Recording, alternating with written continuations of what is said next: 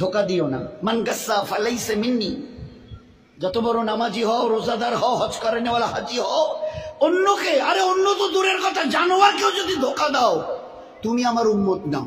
মান গাসসা, গাসসা মানে ধোকা, ফালাইসা মিন্নি তুমি আমার উম্মত নাও। অন্যকে হতে পারো, আমার উম্মত হবে, মুসলমান হবে, আর অন্যকে ধোকা দেবে।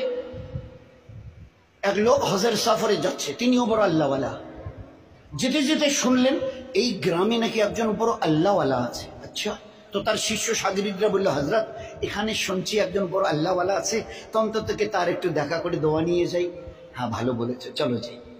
এইবারে যখন ঠিকানা নিয়ে তার বাড়ির সামনে গেছে, তো দেখে যে উনি একটা ডালিকে, ডালি এই যে আমরা ডালি বলি না, ধান চাল যে রাখি, একটা ডালিকে এইভাবে কাত করে ধরে নিয়ে যাচ্ছে। তার পিছনে পিছনে একটা ঘোড়া চলে আসছে। ঘোড়াটা মনে করছে আমার মালিকের এই হাতে যে ডালিটা, ওতে আমার ঘাস আছে।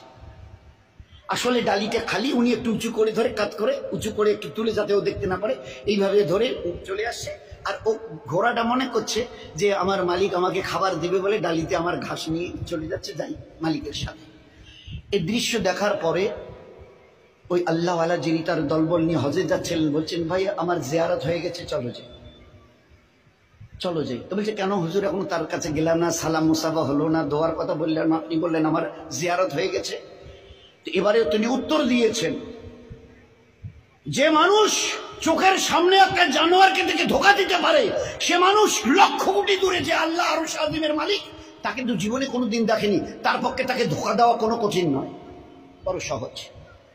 ধোকা দেনেওয়ালা নবীর উম্মত হতে পারে না, বুজুর্গ তো অনেক দূরের কথা, বুজুর্গ হওয়া তো দূরের কথা, আল্লাহওয়ালা তো দূরের কথা, মুসলমান হবে না সে যে একটা জানোয়ারকে ধোকা দেয়। কি করে খালি ডালি নিয়ে যাচ্ছে, আর তার ঘোড়াটা মনে করছে আমার মালিক আমাকে ঘাস দেবে, ওই ডালিতে বোধহয় ঘাস ভরা আছে, আমি যাই যাই যাই। চোখের সামনে দেখেছি জানোয়ারকে ধোকা দিতে পারে, না দেখা আল্লাহকে সে না জানি কতটা ধোকা দিয়েছে। জীবন কিভাবে তৈরি করা হয়েছে। এই জন্যে খবরদার, এ মখলুকের কাউকে ধোকা দিও না।